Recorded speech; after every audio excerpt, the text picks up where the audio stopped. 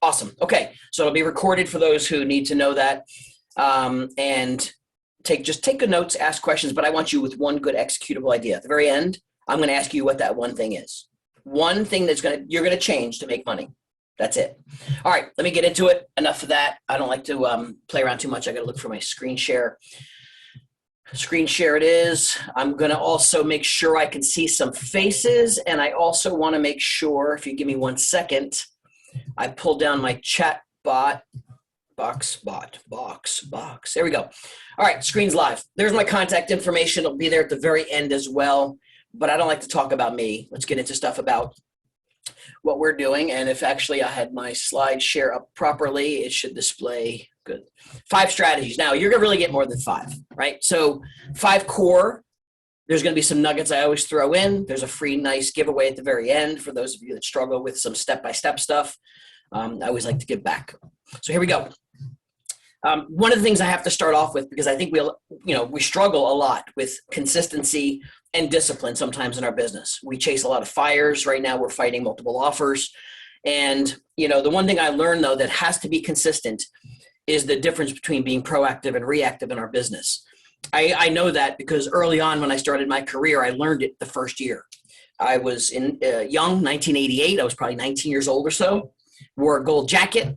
It wasn't even pretty gold at the time. It was just a mustardy gold. And I learned to knock on doors for a living because that's all I knew. We had nothing. We didn't have a fax machine. We had cue cards and go knock on doors.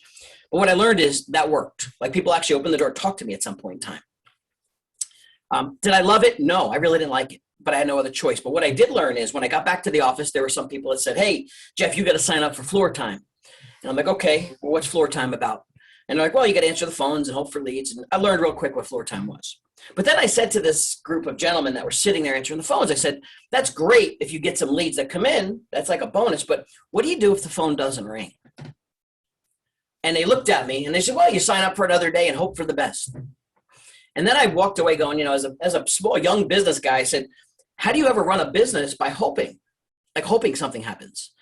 And while that's great bonus, like if I get a Zillow lead, if I get a realtor.com lead, if I get a lead from my office or my team, awesome, great. But I can't make a living consistently out of it. So I had to learn to go find business early on. So hunting and finding business needs to be not just because of this market, any market if you want to make real money. So proactivity is the best. When it comes to being proactive, the first thing I need to ask most people is, which area, which part of town, which geographic location, 500 homes, 1,000 homes, 2,000 homes, I don't care how many, do you dominate? Do you have ownership in? Meaning, do you have 30% of the market share there? And if not, that's okay. That's what we're going to talk about today.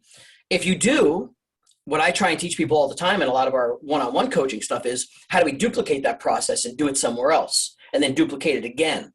We've got some people duplicating it up to 7 times and generating referral-based listings from 7 different channels of good marketing. Now, that seems overwhelming to some. I say start with 1. And sometimes you might say, well, I get business from this area, but it's not consistent.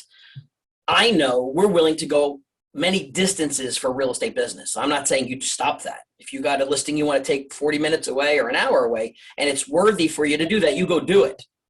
What I'm saying is you need some dominance in an area. We need to have an approach that's consistent for listing business.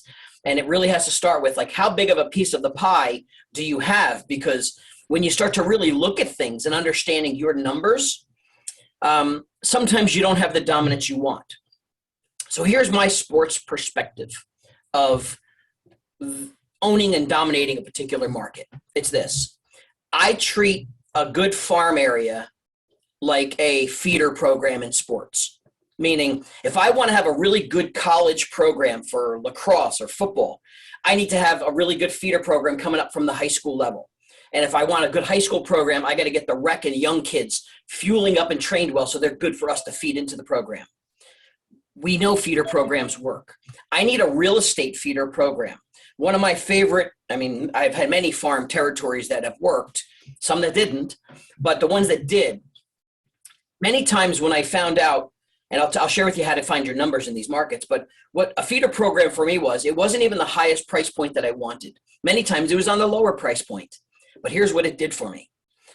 it gave me the opportunity to say, okay, this particular 500 area section, I can get first-time home buyers in. They can afford this market, but they're only 2-bedroom units. So if I did a good job networking and working, I get them in the development or subdivision. I then spend my time nurturing things. And real quick, 1 second, did my internet connection break up for a second? I just want to ask. No, some people are saying yes, some people are saying no, it's good. Okay. Okay. So the feeder program is, so I get them in, and if I nurture my clients, they grow out of that townhome or subdivision quickly. I get that listing, move them up to the 400 or 500 to where I want to be. Yeah, so some people are saying it broke up. Well, as long as you can hear me now, you just give me a quick check-in that we're okay now. And what I wanted was the in, getting them in, out, up, and then sometimes even coming back. And when I say coming back, there's times another 5 years later that this stuff is happening in their life. And I know this because I've been through this, is they're either having more children, some are going off to college, maybe their life events are changing with work, and they're moving once again. So it's a 3 or 4 phase, but it all started with that core foundation. Right. So we've got to look at, stop trying to fight everybody for that same little piece. And we've got to look to learn our numbers. Now, the number one thing you need to look for is which has the most churn, which has the most activity, how many sales in the last 12, 18 months. Don't spend your time and money in places that have 5 sales in 12 months. But then it's what's the strategy going in? Here's how we make it simple. And it sounds simple, but it's not easy. If this, and I'm using this visual because one of the things that got me so excited about real estate is, and it still does, every time I take a flight and I fly over an area and you just look down, man, I get so charged on going, look at all those freaking rooftops that I could be set. Like, look at all the opportunities when you could see everything from the top down. We can just do it on Google Earth now, though. So if you want that same excitement, just go to Google Earth. But here's the real thing. If I could get all those people right there on this screen to just get to know me, like me, and trust me. That's all I want. How would I do it? So you say to yourself, well, that sounds easy, but maybe 5 of them know me now. Maybe 10 of them know me now. But out of the 500 or 1,000, how do I get them to all know me, like me, and trust me? Because when you shift your mindset from saying this, I am not in the real estate business. Yes, you're right. Lisa, good question. Vision board. And by the way, remind me about the vision board at the end. I have a vision board proposal for you guys too at the very end. Lisa, I'm holding you accountable to that one. Remind me at the end. You're right. Here's the real answer. You're not in the real estate business. Real estate's the product.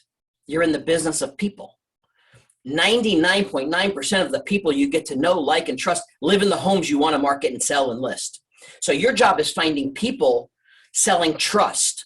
Real estate is the product. And I know it's a home and it's personal, but it all starts with the person, the humans behind it all. So we've got to start to humanize our business, stop focusing on the core product. So how do we start to do that? So one of the things I learned early on was, yes, I could knock on doors. I shared that with you. And does it even still work, even with a mask on and going to do it? Yeah, it does. But I don't love it. Like, it wasn't my thing. I just did it. And I have people today right now, just coincidentally, that have like buyers in markets. And I know Bernadette's got some really cool stuff we're going to share in a little bit on some scripts. But I've got really live clients right now that have buyers for markets. They're door knocking and they're making purchases and sales before it even really comes on the market.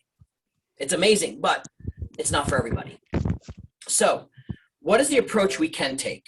And look, we got to find what's good for us. The approach is this. Somebody's microphone might be hot somewhere. If someone wants to check out the hot microphone somewhere. Is I learned that if I go back to that visual a second, I want to go deeper into the community versus wider. If I want to really have dominance in a listing area, I'm going to go back for 1 second. If I said this, yeah, I need to get to all know these people. So who else knows these people besides the neighbors here? Where do they go before work? Where do they shop? Where are they spending time with their kids? Where do they get their coffee before they go off to work? Because every one of those business owners knows them too. They see them every day. They're shopping with them. The Starbucks, right? The PTA, the school systems. Where are they? So my approach was twofold. I did a lot of deep marketing in that area. But secondly is, how do I go deeper to get more core audience of the community? So My depth went this way. And this is just one of many samples. For a slide, I just wanted to show like one. And we have access to stuff now and technology and systems that are free to everybody. To me, it's never about the technology. It's never about having the magic shiny thing. It's all about how you use it, right? We all have Facebook business pages. If I had to make a bet and I was a betting man, 97%, I'm going to be hedging my bet a little bit, 97% of us have a Facebook business page that gets very little to no activity or engagement. Most of it's all done on your personal page. Most of it. And it's not your fault. It's because the algorithm doesn't allow that. So what do you do with your business page?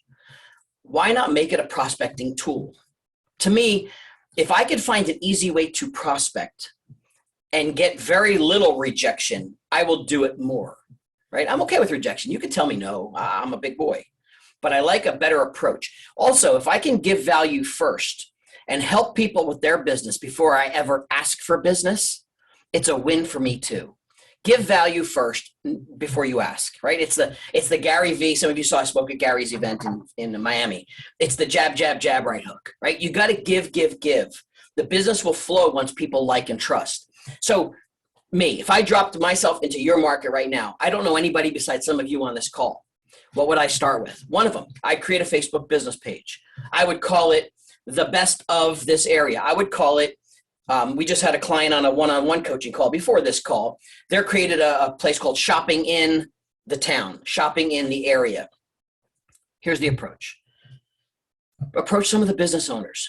Hey, my name is Jeff Lobb. I'm with XYZ Realty. We created an amazing business page for your town on Facebook, talking about all the best places for our clients to go shop and eat and spend time in. I would love to promote you guys. You guys do a great job. Would you mind if I promoted you guys to my real estate audience? Would you mind? Now, quite frankly, I did this before Facebook was born.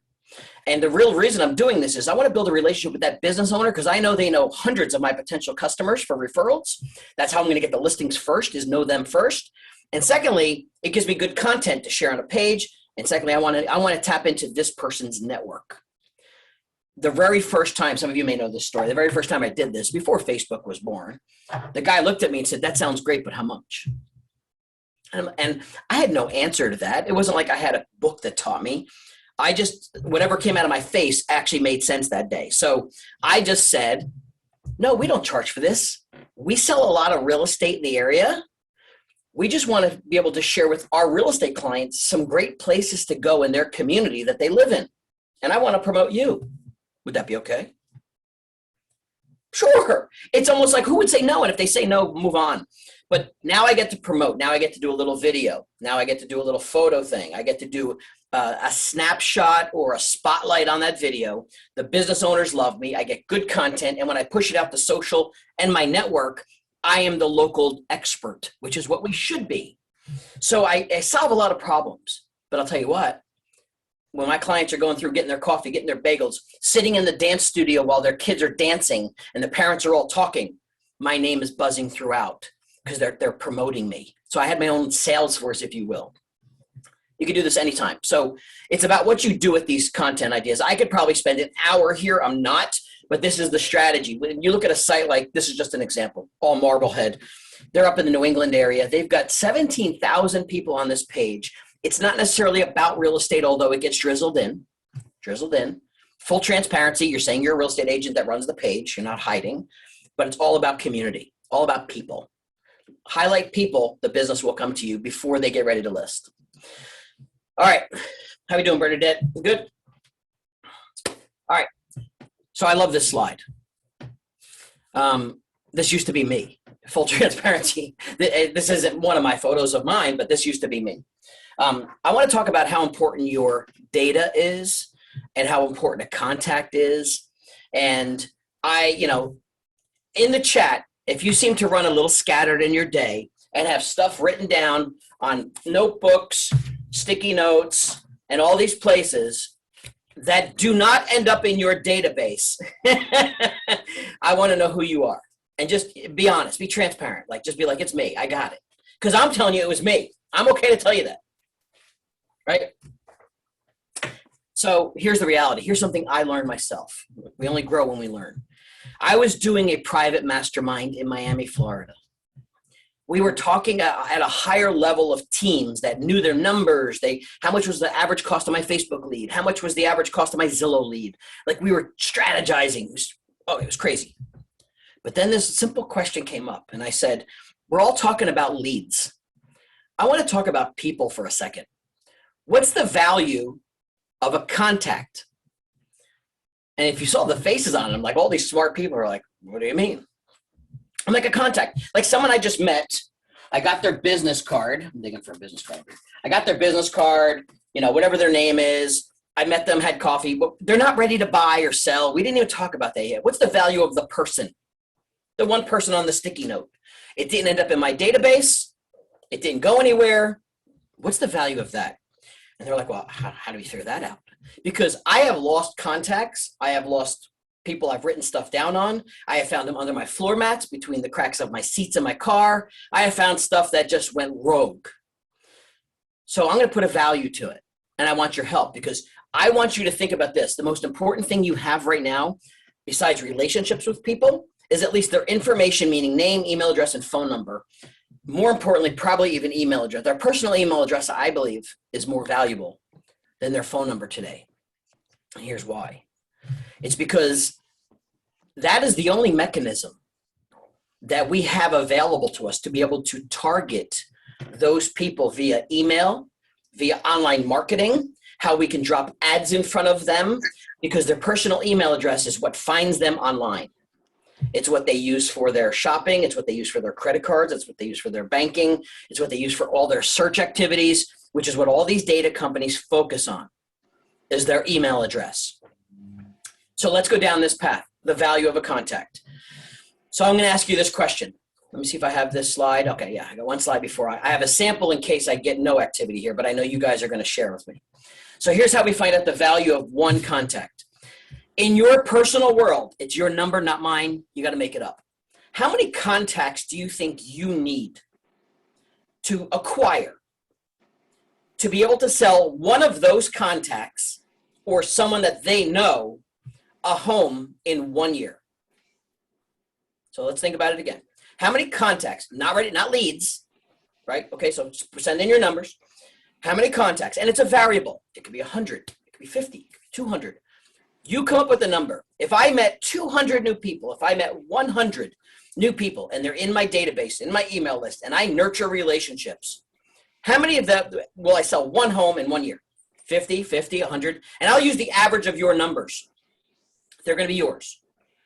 Okay, 150, 25. I really appreciate your feedback on this because I got real stuff. So 200, good. So let's use, 20.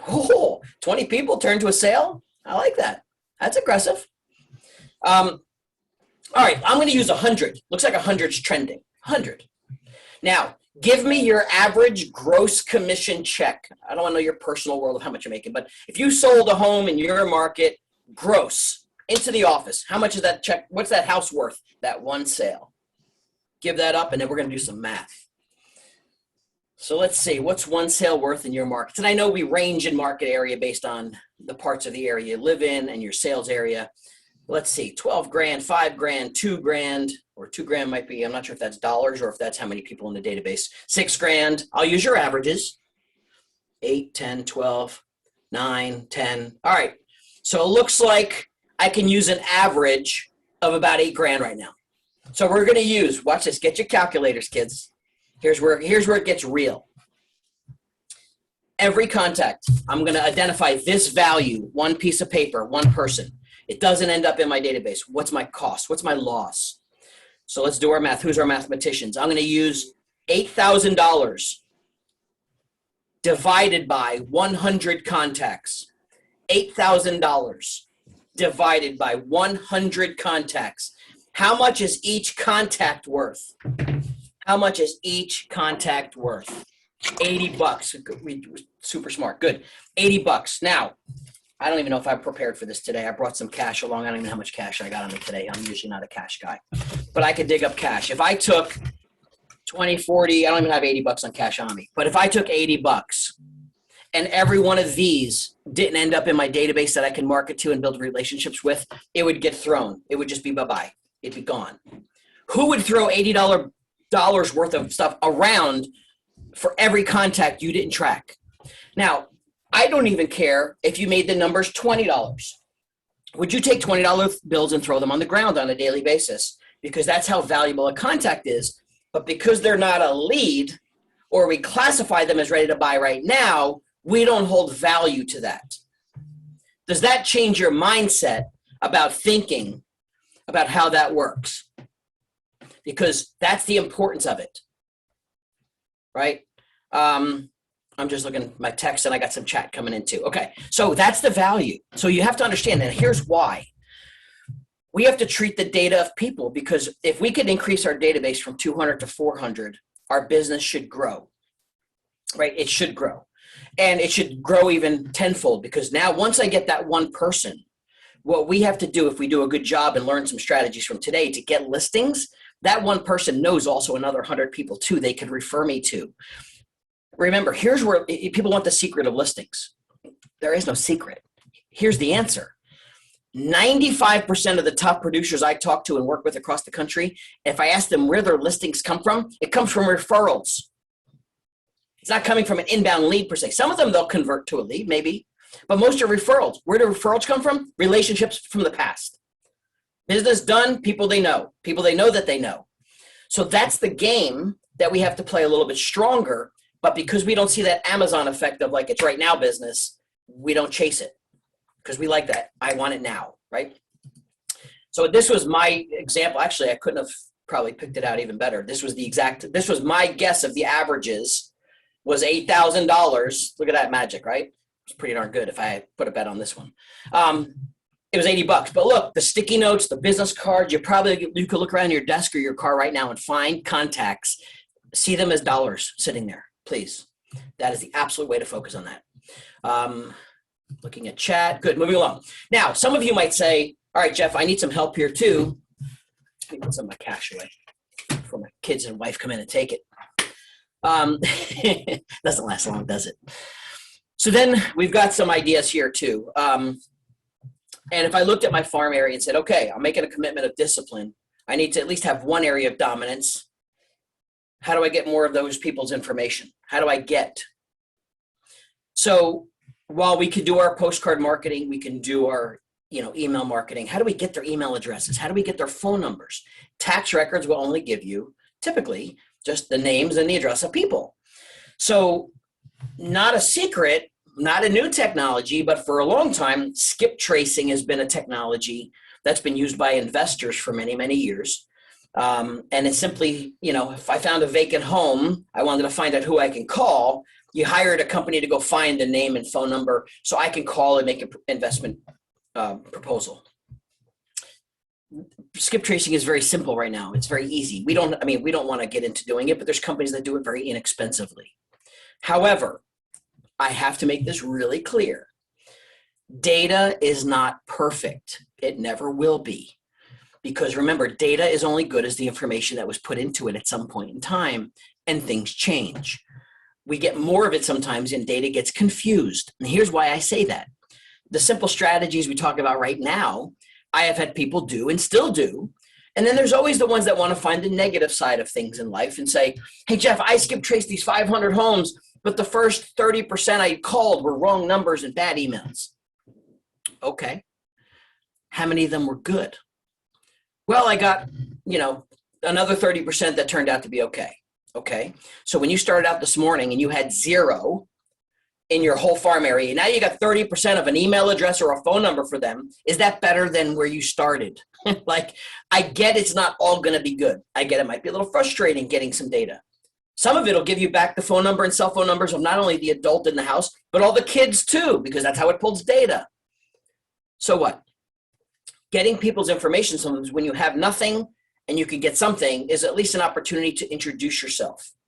It's an opportunity to now say, and I know Bernadette's got some really cool stuff I want her to share here as well. It might be the right time for this, is even talking about like, what do I mail them now that I know them to say, listen, I want to introduce myself. We might have a potential buyer for you, but skip tracing is the process of finding people's info. You can go to, there's Cole Realty Resources that's been floating out there for a long time. Fiverr, if you go to Fiverr, which you get your logos done and all that fun stuff. And for like 10 bucks or 20 bucks or 30 bucks, you can hire someone probably from a different country to do it, but they have access to it. You upload the Excel spreadsheet of your tax records, and they'll spit back to you for like 20 bucks, names, phone numbers, and email addresses of people that live in that home. But don't expect it to be perfect. If you want single one-offs like onesie twosies, True People Search is another simple platform where you can type in their name and their address, and it'll give you, now I know this one works, it's scary, but my information is actually correct in True People Search. I looked it up. I'm like, oh, it even had homes that when, a bunch of years ago, I was flipping a bunch of homes in a different market. It even has the listing addresses of the homes that I've owned when I flipped properties. So it has data, and it's pretty good. It's got my phone number. It's got my real address where I live now, and it's got a bunch of old stuff. It even had my phone number from when I was in high school, right? So as crazy as it is, data is available, simple and affordable. Now, I want to unshare my screen because there's some things we need to be targeting marketing here. And before I move past this, because I'm going to tie in some ideas too, let me unshare, because I think once you find out this people's information, this group's information, there's going to be an opportunity for you to now market to them in that area. If you want listings from it, and I'm looking at, yes, True People Search, Fiverr, Cole Realty, Remine, right, RedX. See, LexisNexis is good. Now the question is like, what do you say? What do you do? So Bernadette, you want to jump in? You had some really fun stuff to say and share with people. Sure. Hold on, let me.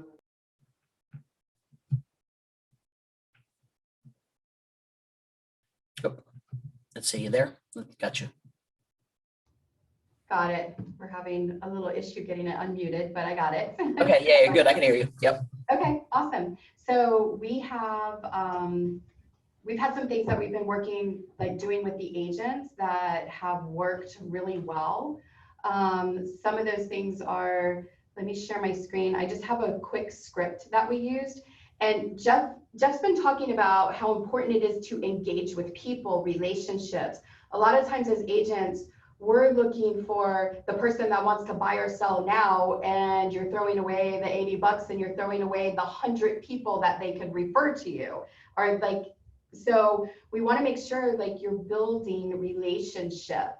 And so one of the things to engage your database is, let's see, I'm going to share this real quick. This is just a little script. And it just basically says, hey, whoever the person is, hope you're doing well. I'm spending some time today creating custom CMAs for a few of my favorite people like you. This is a detailed multi-page report that will show you what your home is worth and what other homes near you have sold for recently.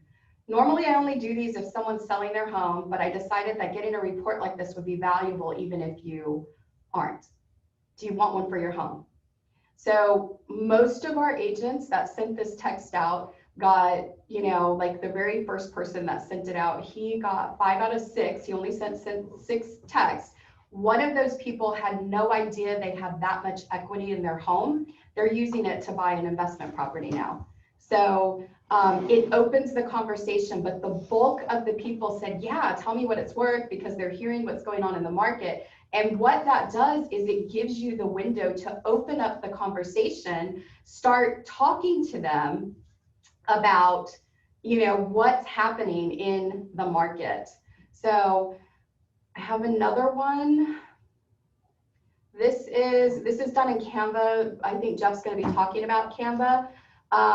If you've got buyers, ask your buyers what's the top neighborhood that they want to live in, or what's the top 3 neighborhoods. If you've got a pre-approved buyer, you can send out a letter or a postcard from your buyer's perspective. This is a little bit different than what we've been taught a lot of times as agents. Like there's this generic, I have a buyer letter. Most of us have buyers that we're trying to find homes for right now. So our challenge is finding the inventory. And if we're waiting for that inventory to hit the market, we are now competing with everybody else who is also waiting for that inventory. This is a way to try to get the inventory before it hits the market. So this postcard is just, hey, we want to buy a home in your neighborhood. And it is from the buyer's perspective. I've been an area resident for several years. I'm now looking to purchase a home in whatever the neighborhood is. If you consider the possibility of selling your home, I'm willing to pay full market value. You can take your time moving out, or you can say I'll be flexible with the terms. There are very few homes available in the area, so I'm willing to pay full price. Our agent helping us is, you can also co-brand this with a lender and say our agent is this person and the lender we are pre-approved with is this person. If you're interested in selling this home, please contact one of them. So what that does is now you have a buyer on a house that's not on the market. You can go show the home if someone responds to this.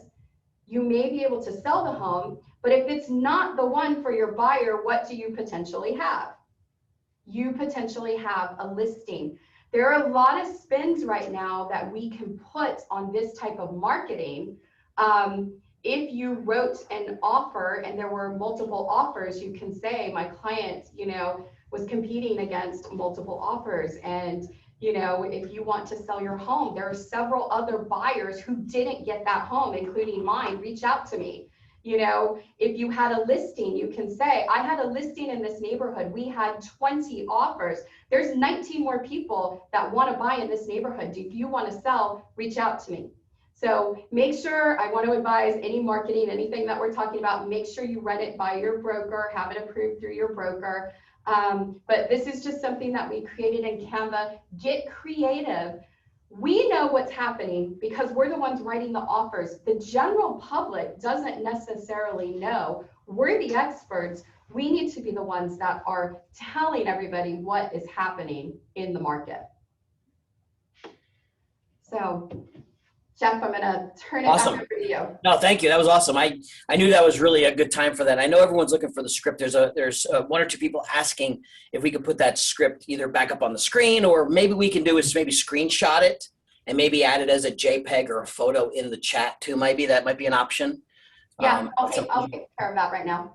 Okay, cool. Yeah, they want, and I think we all want copies of a script we could play off of and make it our own, right? So awesome, fantastic. And look, we all have that magic, we call it the magic buyer letter, right? But it's that, hey, we are working with two qualified people waiting to move in your area, or, chomping at the bit for it. But here's the thing that Bernadette said that I have sometimes little patience for, and I have to get better at it. But last year, it's a shame to say, but I actually had to fire one of our coaching clients.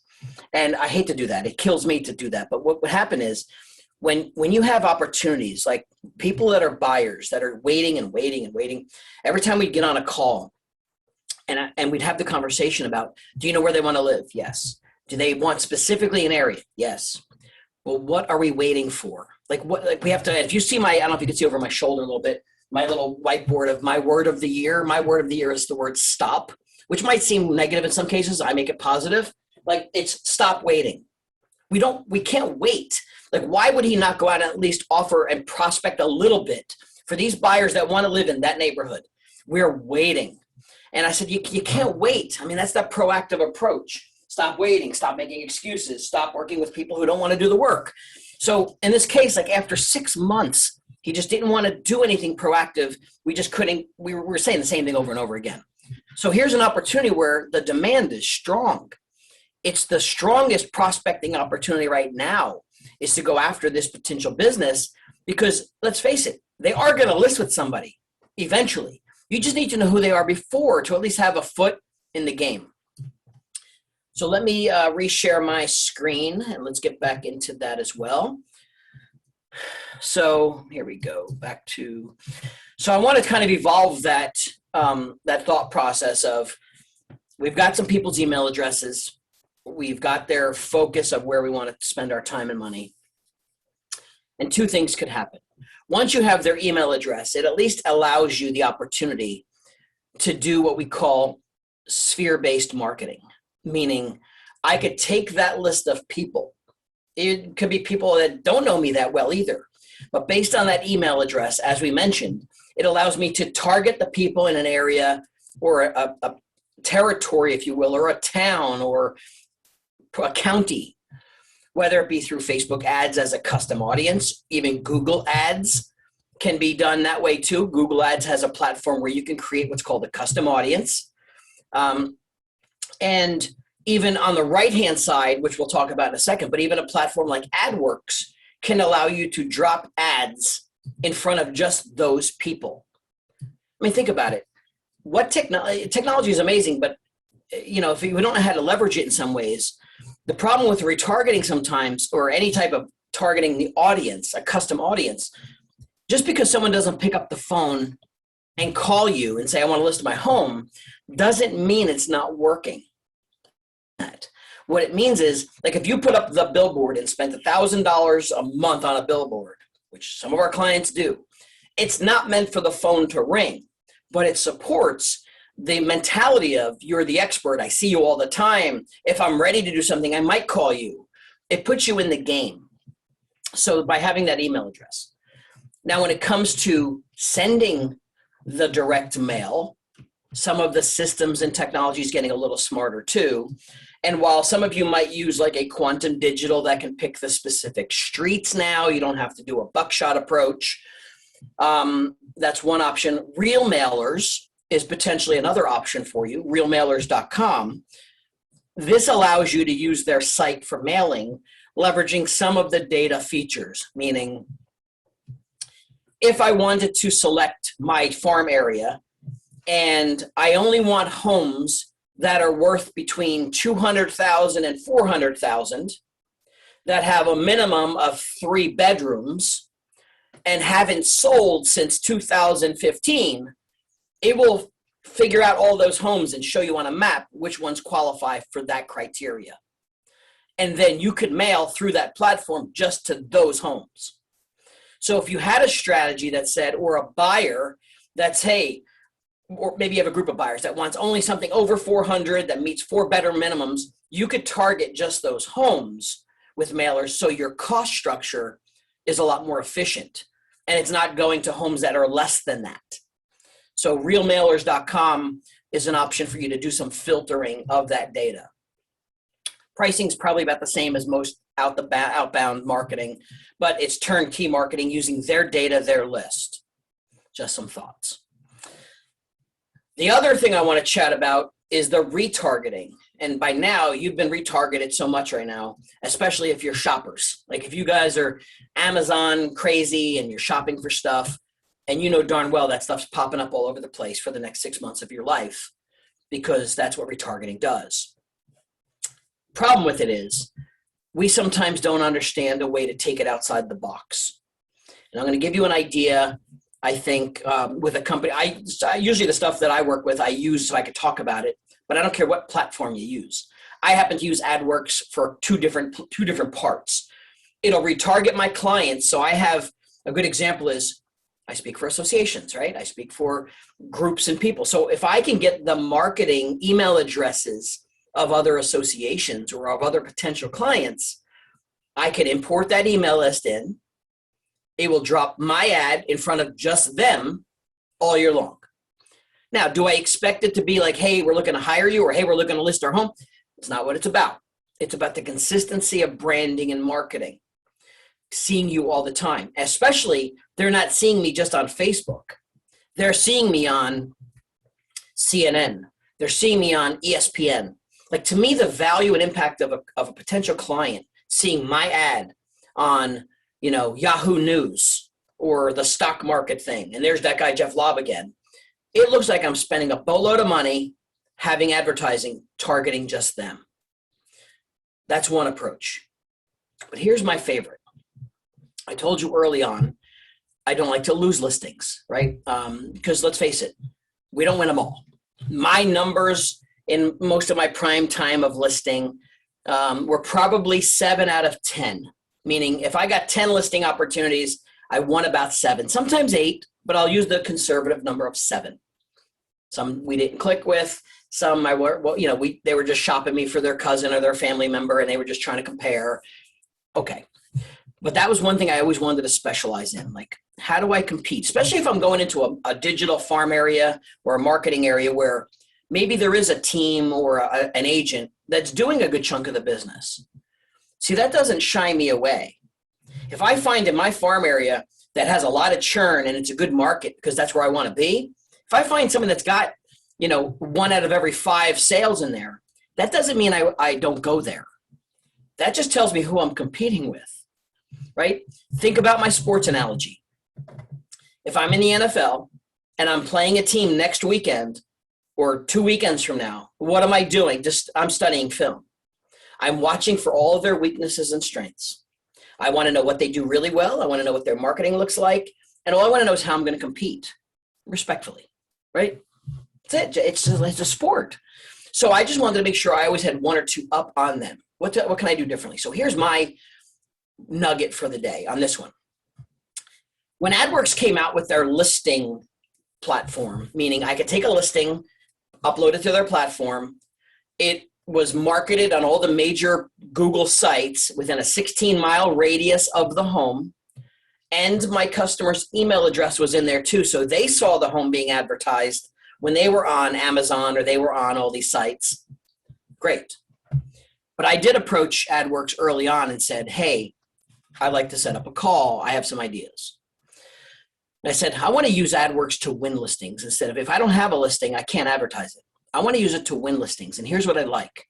What I was getting as an AdWorks customer is after I had a listing out there, you get a screenshot every week or two of, hey, your home was on these sites. And it would show your actual listing with your advertising on Yahoo News and ESPN and the Weather Channel.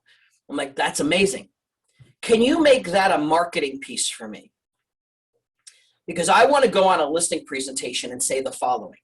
Mr. and Mrs. Homeowner, besides the other marketing I just showed you on our photography and our virtual tours, we have a platform that in order to get you even more multiple offers or more opportunities and more buyers, we will have your home advertised on sites like Yahoo News, CNBC, the Weather Channel, and show them the visuals of a home being advertised on those platforms and say, we actually have this as an opportunity for you to have your home market on this platform too. What do you think your customer's perception is when they see that kind of home advertising on HGTV, all the web channels that are potentially out there, and they'll get to see it too? You think that differentiates me a little bit? You think they don't want that? We even have clients doing this, interestingly enough. If you take this opportunity, because I could say it, but when I show it to them in a nice, pretty digital format, like, don't you want your home advertised on sites like this? We even had it where people were using it to negotiate a 6% commission versus a 5%. Well, at 6%, they were using it as, this is what we included in our 6% marketing package. Well, I want that. So we were even getting a point sometimes more when they were trying to cut us on commission a little bit and negotiate off our commission by saying, this is what you get when you're with our 6%, or whatever the number is you're negotiating for. So you can use that because it's got a lot of value when you sell it the right way. So that's a way to actually differentiate yourself and win the listing when you have that opportunity. Right? So it's a cool idea. I lost my chat box for 1 second, so give me a second to pull it back. There it is. All right. So hopefully you got some ideas there. I'm going to keep moving. The end game for you is people will list with people not only they know, like, and trust, but they need to have this feeling as well. I see you everywhere. Everywhere meaning I've seen you sell a home or two in the area. I've seen you do an open house or two in the area. I see your stuff down at the local businesses. I see your stuff on social media. And now I see your stuff popping up all over the place on the web. It's not a turnkey one-stop shop, but this is the end game for when top producers are really crushing it. And why are some people getting 10 listings a month and some are getting none? This is kind of the reason. It's not like a secret. It is what it is. It's just because they're getting that exposure, and people want to hire people who have the confidence and the marketing power to get them top dollar today. All right, shifting along. This is one of my favorite topics here. So I don't know about you, but and if you're not, you don't have to love Apple to hear this, but I use Apple as just a scenario. I am an Apple fanboy. I'll just put it out there now. I have more Apple products than I probably want to admit to in my household.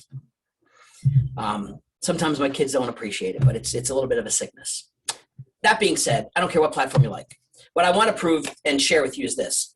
Why does a company like Apple become a multi-billion-dollar company? And initially, people are like, oh, it's an amazing phone. It's an amazing computer. It's an amazing watch. It's an amazing this. It's an amazing experience. It's an amazing, like, don't get me wrong. They make good computers. They make good devices. They make great watches. They make good stuff. I got their credit card.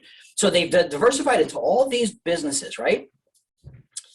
And, you know, yes, opening up one of those boxes, if you are an Apple person, it's like the sexiest thing ever, peeling that thing off, and it's the whole experience, right? You want to hear it actually go zip.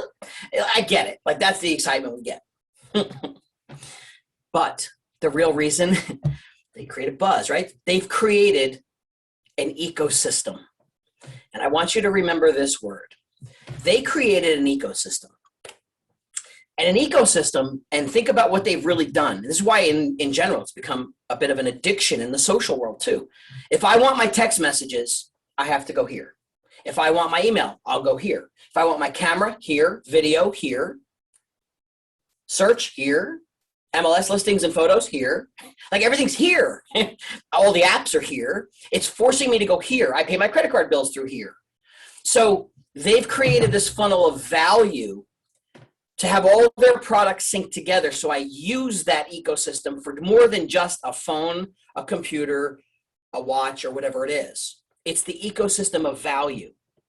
So they get us there more often. They get our time and attention more, and we see more value there than just a phone. Now, that might apply to a lot of other businesses. But here's the question, and here's a problem in the real estate industry I want to solve. As a real estate agent isn't necessarily an ecosystem, and we should be. Here's why I found this out. Early when this pandemic stuff hit a year back, you know, we were limited to what we could do. I mean, some of you still are limited, but we were super limited. And this trigger hit me when we started having our clients, like, let's get a hold of our past clients. Let's start using the phone again. Let's make sure people are okay, empathetic. Let's just be there. And then I started, you know, getting people excited. They'd come back to me and say, Jeff, you know, I called like 50 of my past clients. I haven't done it in a long time. I'm like, that's great. How did it go? Like, what did they say? Like, because how often are we picking up the phone, talking to our past clients? And some of the feedback was like, you know, it was good. It was awkward. Like, after like a little bit of the chit chat, how's things? How's the home? How's whatever? They said to me straight up, they're like, it then got a little awkward. Like, they didn't know what to say to me. I didn't know what else I wasn't good at carrying on the conversation. And I said, well, think about this for a second. Flip the script for a second. If you were that homeowner, you sold them a house, they're living in the home 2 years, other than some email marketing and maybe a calendar they get once a year or some other stuff, in their mind, they're like, hey, my realtor's calling me. All right, that's cool. Like, we're good. We're healthy. But like, we're not ready to sell our house. Like, we're not moving. What else should we talk about? Like, there's nothing else there was no other value besides, am I ready to buy or sell or not? So I'm like, shame on us, because guess what? That same homeowner will go to Facebook tomorrow and make a post and go, hey, anybody know a good plumber? And yet they're going to ask strangers for recommendations in the town you reside in and sell homes in, and ask strangers. Yet why wouldn't they call their real estate agent for that? Do you know how many people you know? Do you know how many potential, not just vendors, do you know how many people you know? Do you know how many landscapers? Do you know how many, maybe a pediatrician? Maybe, why don't they call you? And wouldn't it be great if they thought, I need something, let me call Jeff. Because we're only seen as a two-way street, buy, sell. Good, I'm glad. Some people call you. Good, they call you. Fantastic. A few of you, if that's good, how do we expand on that? Like, what else can we expand on that we know besides that? We have some that are getting really good at it, that they're sharing things on a monthly basis with them that share with that customer the things and connections they have, the value they have. See, I get digital junk mail all the time. I got some this morning. I get it all the time. And it's just an email drip campaign that drips on me for the next 3 years of my life or longer. So here's a loaded question I want to ask you. And I can't see you all live at this point, but I enjoy when I do this live. If some of you have an email marketing campaign out there, now I'm sure there's 1 or 2% of you that are going to be good with this, but I'll talk to the other 98%. If you have some kind of drip marketing going out to your clients, past clients, whatever it is, if you put yourself in your own drip mail campaign, A, would you open your own emails? And B, would you find value in them? And then I watch people stare at each other and go, oh crap, I wouldn't open I wouldn't, no. Now, some of you might, like I said, there's a small percentage that might be like, yeah, I think it's interesting. But for the majority, it's not to be disrespectful about it. What I'm saying is, to a consumer, none of it matters. It just fits in with all the other noise. So how do we create the ecosystem? How do we show that homeowner you have amazing relationships with other things about real estate, other things about the home, other ideas and things that are valuable to them? Like if you just went to Pinterest, do you know how many great ideas are sitting on Pinterest about, like, just, I have one sample, but like 21 brilliant hidden storage ideas for your home.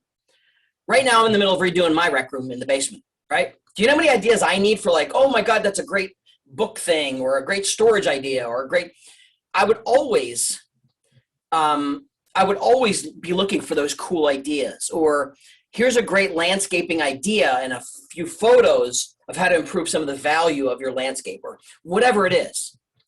We have clients that have gotten good at this to where they're even getting phone calls, like, because they have kids and they know they have kids, like, who are the top 2 or 3 pediatricians in the area? Like, who do you use?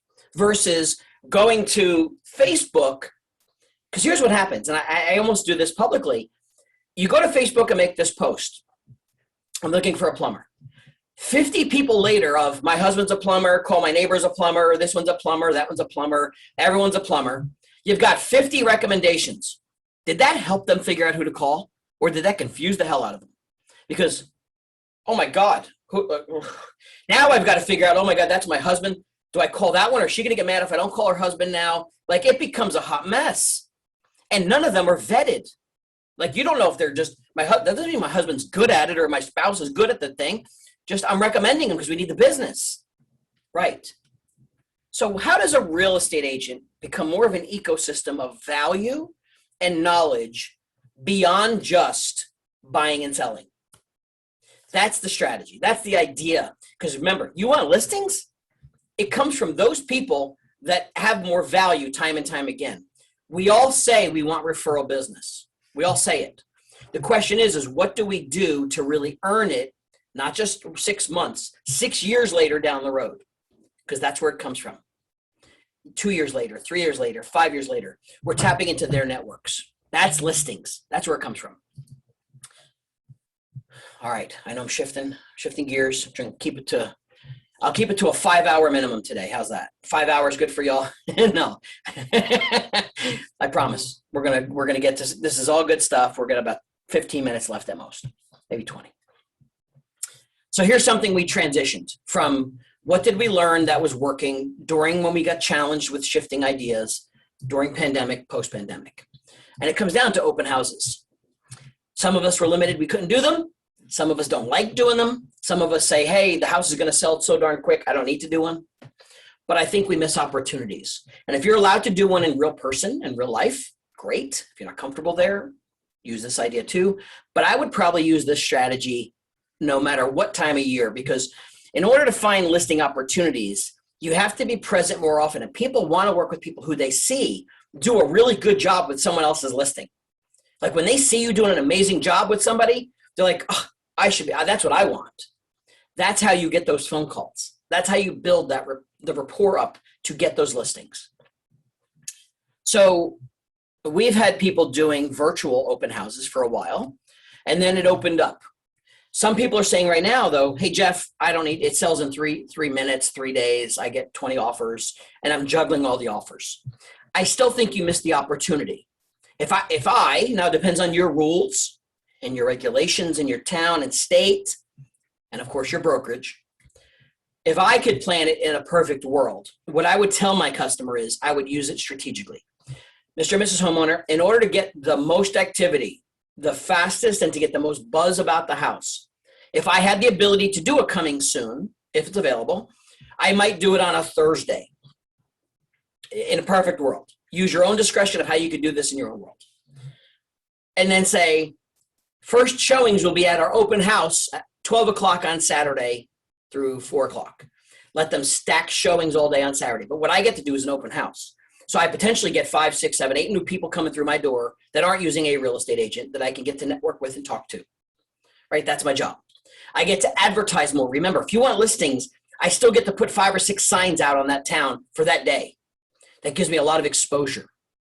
I still get to run a Facebook ad that says coming soon or soon to be listed. Boom. And I get that advertising out there. I don't care if it's a 2-day window or if you say, hey, if you can't do it coming soon, I say, okay, don't use that as an excuse. We're going to list it first day, Saturday with an open house or Sunday with an open house. They can go away for the day. Let them out. Let them go spend time out of the house. We'll generate as much activity, but I get activity too. I can also, if I did a Thursday coming soon, I could do a virtual open house. And this is where we get stuck. Jeff, I don't have time to do all this. I like to get business from the business. See, we miss the opportunity of getting business from an opportunity like this. So what I want to do is maybe a virtual open. We have people that can do a 15-minute virtual open house. 15 minutes. I go live on Zoom. I could share it to my Facebook page so it streams on Facebook, and that is free, right? We've done this before. Bernadette and I did one this week. If I did a virtual open, I don't care if it's showing the 15 photos in a slideshow and just talk about the features of the home. Here's what I get. I get a reason to advertise and market myself publicly. I've got a house. We've got to learn to start to market ourselves too. When that streams to Facebook, how long does it live there? A long time. It is on Facebook for days and weeks. Isn't it also shareable when it's on Facebook? So when someone sees it, goes, oh, my friend's looking for a house, share. And it's 15 minutes or 20 minutes of my life. And I haven't left my office. And I'm not running around in the cold or the rain. And I could do it on a Tuesday night if I wanted to. I could do it at Friday night at 7 o'clock the night before the open house. Because I could sit from my desk and do it. If it was 20 minutes of you doing that and it's shared to social, could I generate more leads? Could I generate more people to talk to that see my marketing that might hire me in the future as well? And it's the same listing that we know we might get multiple offers on. That's okay. Don't just run past the marketing to chase the offers that might come in because of the demand. We've got to use our marketing strategy. And we may generate 10 more potential buyers for this client too. That may generate more multiple offers for them too. So it's a win-win for both. But I'll tell you what, I don't care what market shift happens because it will shift. And homes might be back on the market for 120, 200 days. I would still do this. I could do this every Tuesday night. We have, so this client you're seeing of ours is down in Florida. They do 4 virtual open, they do 1 hour. Every 15 minutes is a different house. They do 1 hour as a brokerage. And they have an agent come on, they talk about the house, boom, next house. 1 hour, and it could be repurposed for Facebook. It could be shared to LinkedIn. It could be shared to anywhere once it's in video format. So it's broad advertising. Doesn't mean you shouldn't do the live open house too, but what's wrong with both? Because I know I could capture more people on a Tuesday night, home cooking dinner, or they're watching me on Facebook, streaming while they're just kind of doing other stuff. There's an idea you got to think about. So 4 virtuals, live online, it's shareable. Facebook could be shared to Instagram. And you can do it unique days and times. Unique, right? Not always Sunday 10 to 4 or 12 to 4. Here's another favorite. This is my creation. I grew up in this era of Brady Bunch, Gilligan's Island, Brady Bunch, kind of my thing, right? Shows my age a little bit. I'm okay with that. But here's what I would also do to win a listing opportunity. If I had the pleasure of getting invited to do a listing appointment, this is one way I would differentiate as well. Let's say we have an appointment for Sunday, 12 o'clock. They're getting the house ready. They're finishing up, cleaning up things. They want to see me on Sunday for an interview. Great. I would call them and say, Mr. and Mrs. Homeowner, hey, I'm looking forward to seeing you guys on Sunday. One of the things I like to do is to make sure I'm really prepared for everything we need to go over. Do you have 15 minutes or so this week, one night this week? I can chat with you a little bit and go over some questions I have.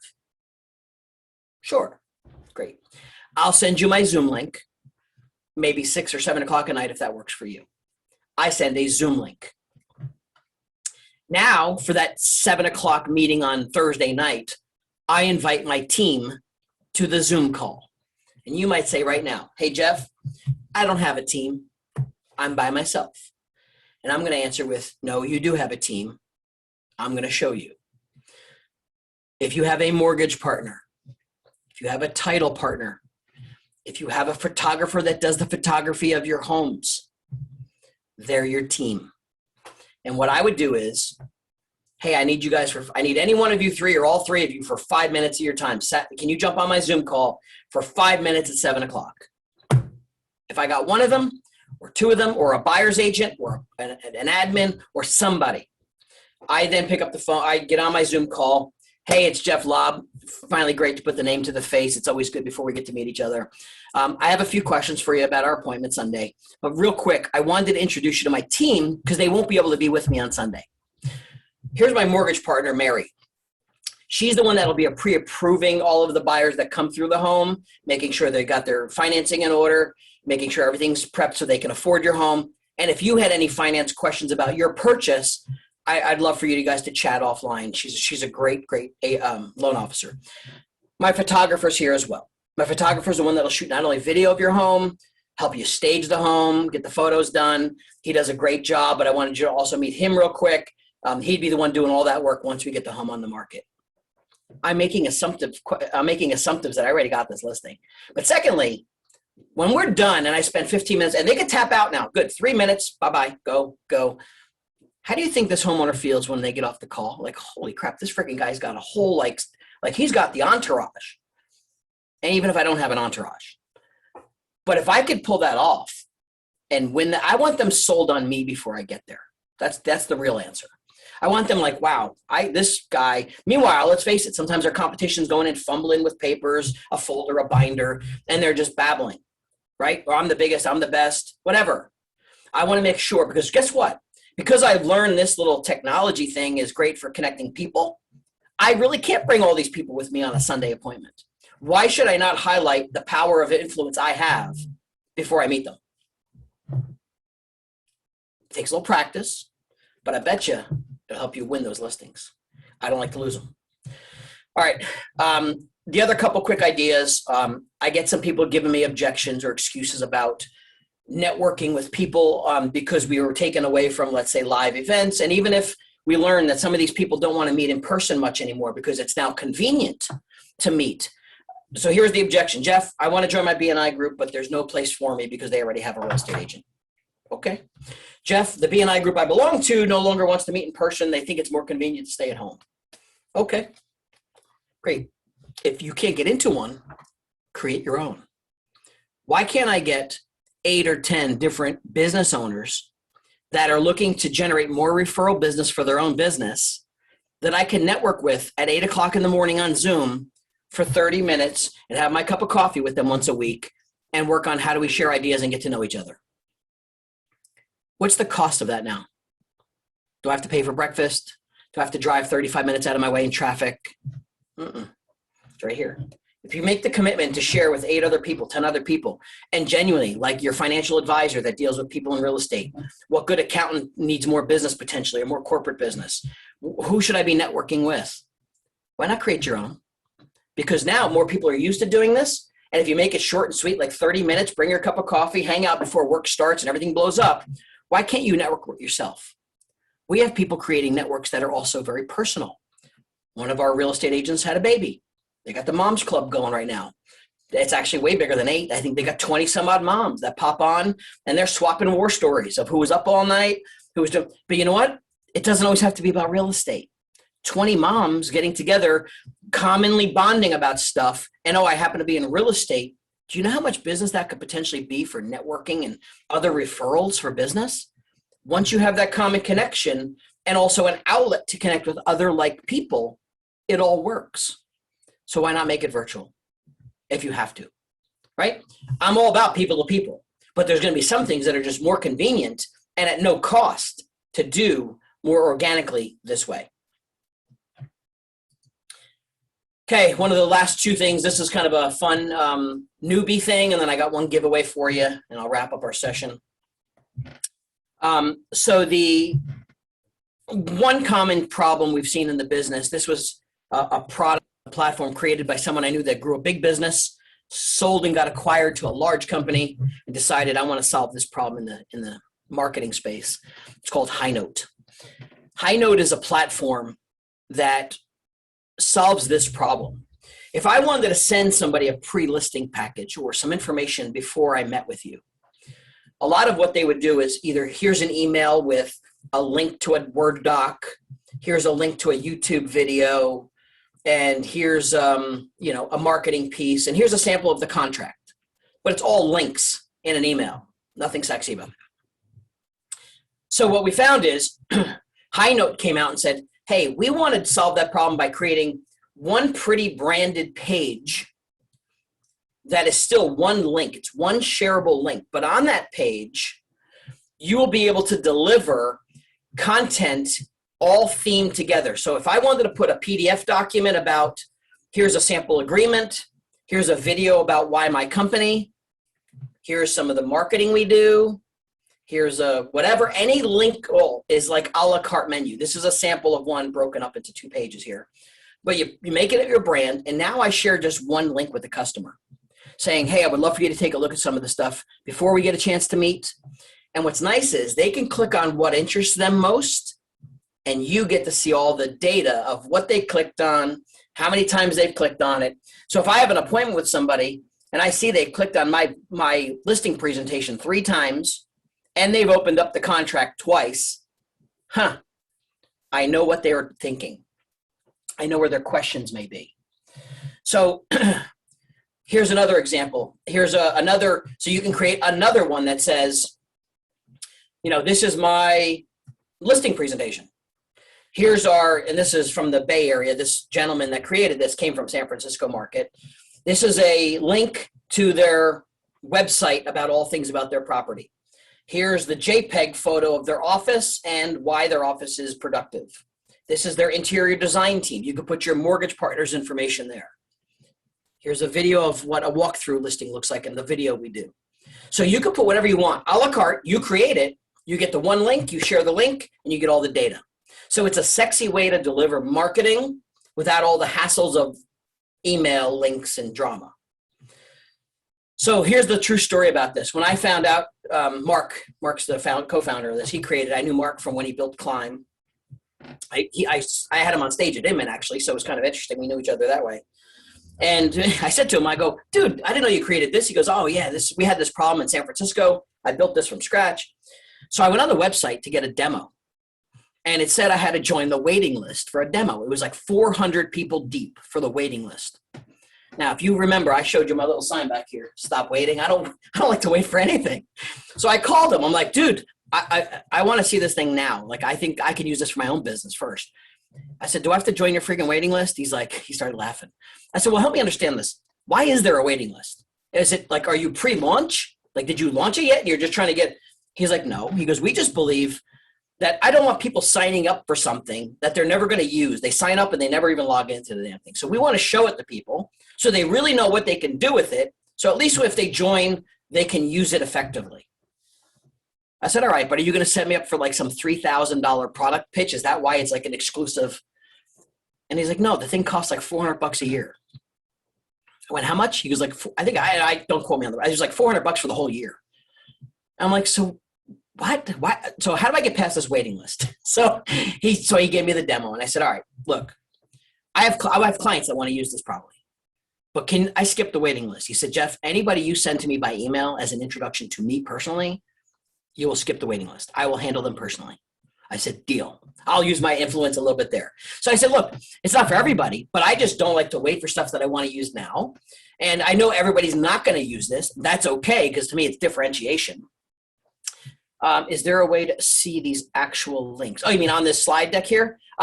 There are samples that they have made that, yeah, you could click on the links and it'll take you to whatever you linked. That's correct. So I don't have it right here. I can't link it to. I'm not live linking. This is just screenshots. But I gotcha. But if it is a PDF, it'll open as a PDF. If it's a link to your website, it'll take you there. And if it's a video, so whatever you link it to, it will branch to whatever you share with it. But it solves at least some of the problems, right? So while it's not a solution for everybody, I just found it as a nicer way to differentiate and brand it, and a little sexier way of delivering content. Good solution. All right, and last, I know this is one of Bernadette's babies, and I'm glad to hear this because, I've seen a lot of people take their entire platform of marketing and move it to Canva. And I was shocked. Even some of the teams we work with, they're like, hey, we're taking everything, our social media posts, our print advertising, all to Canva. And Bernadette, if you want to jump on, because this will be our last slide anyway, and share, like you guys use Canva quite a bit, right? We do. Social media posts, simple way to advertise, simple, just listed, just sold stuff. But when I say simple, what else do you use it for? We use it for everything. That postcard I just showed you guys was a Canva postcard. We use it for our Instagram, our Facebook. We share templates with our agents, like all of our announcements, like achievements, awards. What I love, they have a university in there that's free. So you can, and it is so much easier than anything we've ever used for real estate. So it's just been incredible. The other thing that I love is that it gives you a really clean look. Jeff, let me share my screen real quick and I'll just pull it up and you can I stopped sharing. I stopped sharing there. And for those, and while she's pulling that up, there it is.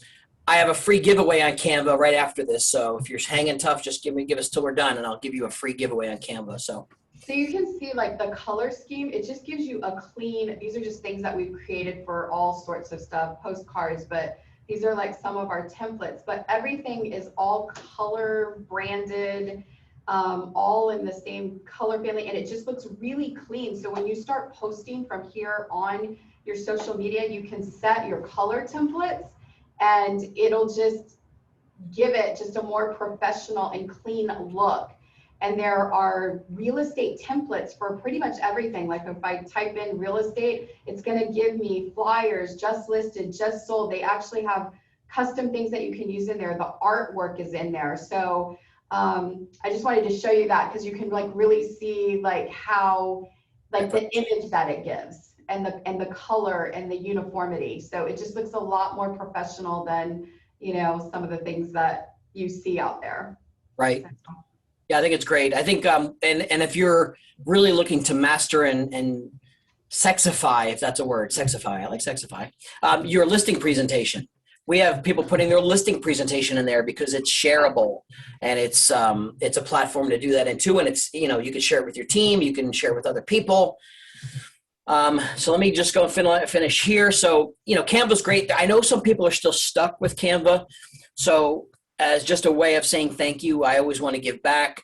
I task my team to go to work and say, give me some really good like ebook, simple step-by-step, like how do I post to Canva? What button do I click on? Where's the feature that I didn't know how to use? So we created a free Canva ebook you could have and share with anybody you want. This is the link for it. It's just a short bit.ly link, bit.ly/free Canva ebook. To make it simple. While you guys are writing that down, I got to pull up the chat box, and maybe we could put it in the chat box as well. If we could type that in, that'd be cool. So before I give my last slide of my contact information or any of this stuff, not only do I want to say thank you to SMAR and the whole association for bringing me on and Bernadette for the invite, and personally, what I really want to know is, and this is most important to me, it helps me understand the pulse of what you guys are doing, not going to do. You could have the best ideas in the world. A, I want to know if you got some good nuggets, but B, more importantly, I told you in the beginning, I want to know what's the one thing you're going to execute. What's the one idea that you said, you know what, this is something I could apply to my business. This is something that can make me money. This is something that could differentiate. While you're jotting this down, and before I put up my last slide of just contact. Oh, the vision boards. Yes, the reminder of vision boards. I got that too. So yes, so interestingly enough, somebody mentioned vision boards. One of the products we just launched It's because we're expanding. Spark Tank Media, we do a lot of sales and marketing coaching, but we realized too that we need to go beyond that sometimes. 95% of our business is between our ears. It's mind, right? It's mindset. And I could tell you my own story, not now, but another story about how I evolved with setting my goals. Back when I spent my time with Exit Realty and Steve Morris, he's the one that got me ingrained into understanding the power of putting it out to the universe. And I had goals that I set, lost them for a while, found them 5 years later, and Jesus, I crushed it all. Like, it was amazing. So we brought on a life coach that works with our clients. And we created a platform for her where you can go subscribe to an online session where you could do online virtual vision boarding online. So you can set up a group for your whole office. You can set up a group for your team, or you could just join solo. And it's done via Zoom, 2 different 1-hour sessions, and it's all built in Canva. So you can create your vision board in Canva. She goes through understanding your mindset, your goals, your I am statements, how to have different vision for your family and life. And it's all done virtually. So if you want to go check that out, I wasn't prepared to do this. Let me put the link in here. It is my virtual vision. Let me go to the website real quick. Let me unshare, or let me come out of this real quick. If it'll let me out, stop sharing. No, it's not going to let me out. My virtual vision. Give me it here. And that was a really doing that. Share in the comments the things that you plan to implement. We would love to see. Just pick one. That is one of the things. Like when we do training, like what we found is that a lot of times people sit through training and they take all the notes and then they don't actually go and execute. So tell us what that one thing is from all these things. If you're going to implement one thing, what is the one thing that you would commit to implementing? So type that in the chat for us. Please do. Execution is everything. Execution is everything. So I will go to my vision boarding platform, virtual vision board experience. So it's called Vibe, the virtual vision board experience. You can always go check it out. She has them live like twice a month, or if you want to create your own for a group, like privately, we have people doing that. Hey, like, can I set up my own time and date? Yes, because we understand it's private, but you know, we can even make it more affordable for this group. We can give you a coupon code for stuff too. But at the same time, let me go back and wrap this up with my slide deck. Some of you have sent, you know, hey, Jeff, I want your email. I want to connect with you. If you have any interest in doing anything like that, reach out. You know, we do all sorts of fun stuff. Can you guys still see my screen? Was that still available? Was that up? Is my screen still being shared, Bernadette? No, it's just you right now. Oh, just my smiley face. So I guess I lost the screen share of the Zoom. Oh, there it is. I got it. All right. So look, on that note, screen share is back. All right. So it blinked and said it's back. So here we go. Best way to get me probably is going to be Jeff at Spark Tank Media or Jeff at Coach 52. Coach 52 is a brokerage coaching platform, but Spark Tank Media is the easy way to get to us. Grateful to have me. I'm thrilled to be here, and hopefully we come back and do some other stuff in the future. But I love the chat. I'm watching all the stuff about execution right now. And that to me matters of what's going to work. If you have questions about the stuff, just reach out and ask, because I know some of it went kind of quick.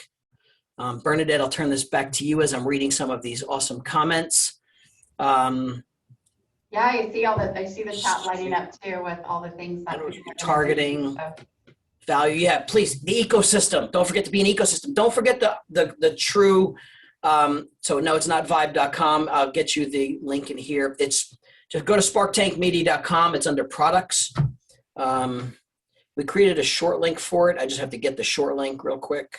But yeah, Bernadette, if you have anything. Okay, yeah, what I'll do, Jeff, is I'll get all the links from you and I'll post it like for, you know, the people that are connected to me, but I will also, we'll have Southern Maryland Association of Realtors on our Facebook page. We'll connect, we'll post Jeff's contact info. If you have questions, this is recorded, so you'll be able to go back and see that. But we can also post the links for the free ebook and the vision boarding classes. So we'll make sure that SMART gets that out. Plus we have everybody that registered today. So we will make sure that you get all of that information. I'll gather all of that from Jeff. Jeff, thank you so much. This has just been an incredible class. It's so timely with all the stuff that's been, you know, going on. So we just really want to thank you for being here today. For all of our SMAR members, this is the first of the series, and so you'll be getting trainings like every month. So we just really look forward to the upcoming trainings. We look forward to hearing all of your successes from you actually executing what you learned today. So thank you, Jeff. Thank you to all of our SMAR members and all of our guests for being on today. You guys go out, make it a fabulous weekend. Bye. Thank you, everybody. Thank you. Thanks, Bernadette. Bye, Robin. I know you missed me. Thank you so much, Bernadette, Jeb. Have a wonderful welcome. weekend, My everybody. pleasure. Thank But you. Pleasure. honestly, Bernadette, you banging it. I love it. I love it. And I'm scared of COVID, so you can sit there all you want, but I'm glad you